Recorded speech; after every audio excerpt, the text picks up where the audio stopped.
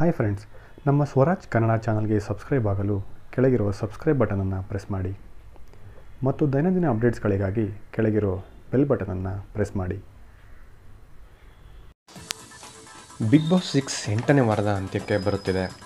ಎಲ್ಲರಿಗೂ ಒಳ್ಳೆ ಮನೋರಂಜನೆ ಕೊಡುತ್ತಿದೆ ಅಂತಲೇ ಹೇಳ್ಬೋದು. ಕಳೆದ ವಾರ ಅಂದರೆ 7ನೇ ವಾರ ಮನೆಯಿಂದ ಸೋನು ಪಾಟೀಲ್ ಹೊರಬಂದಿದ್ದರು. ಈ ವಾರ ಮನೆಯಿಂದ ಯಾರು ಬರಬಹುದು ಎಂಬುದು ನಾವು ಈ ವಿಡಿಯೋ ಮೂಲಕ ತಿಳಿದುಕೊಳ್ಳೋಣ. ಅದಕ್ಕೂ ಮುಂಚೆ ಈ ವಾರದ ನಾಮಿನೇಷನ್ ಲಿಸ್ಟಲ್ಲಿ ಯಾರ್ಯಾರಿದ್ದಾರೆ ಅಂತ ನೋಡೋಣ. ಈ ವಾರ ನಾಮಿನೇಟ್ ಆಗಿರೋರು ಅಂದರೆ ಧನ್ರಾಜ್, ಕವಿತಾ, ಅಕ್ಷತಾ, ಜಯಶ್ರೀ, ನಯನ, ಶಶಿ ಹಾಗೂ ರಾಕೇಶ್. ಈ 7 ಜನದಲ್ಲಿ ಇವತ್ತು ಒಬ್ಬರು ಹೊರಗಡೆ ಬರೋದು ಗ್ಯಾರಂಟಿ.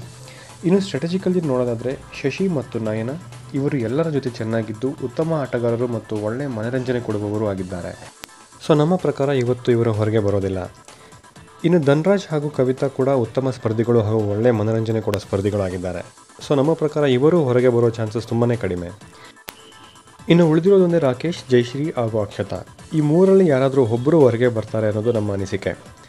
ಅದರಲ್ಲೂ ರಾಕೇಶ್ ಹಾಗೂ ಅಕ್ಷತಾ ಮೇಲೆ ಜನರಲ್ಲಿ ಒಳ್ಳೆಯ ಅಭಿಪ್ರಾಯ ಇಲ್ಲದಿದ್ದರೂ ಕೂಡ ಇವರ ನೆಗೆಟಿವಿಟಿನೇ ಇವರಿಗೆ ಪಾಸಿಟಿವ್ ಆಗುತ್ತೆ ಅನ್ನೋದು ನಮ್ಮ ಲೆಕ್ಕಾಚಾರ. ಸೊ ಸ್ನೇಹಿತರೆ, ನಮ್ಮ ಪ್ರಕಾರ 8ನೇ ವಾರದಲ್ಲಿ ಎಲಿಮಿನೇಟ್ ಆಗುತ್ತಿರೋ ಅಭ್ಯರ್ಥಿ ಜಯಶ್ರೀ ಆಗಿರಬಹುದು.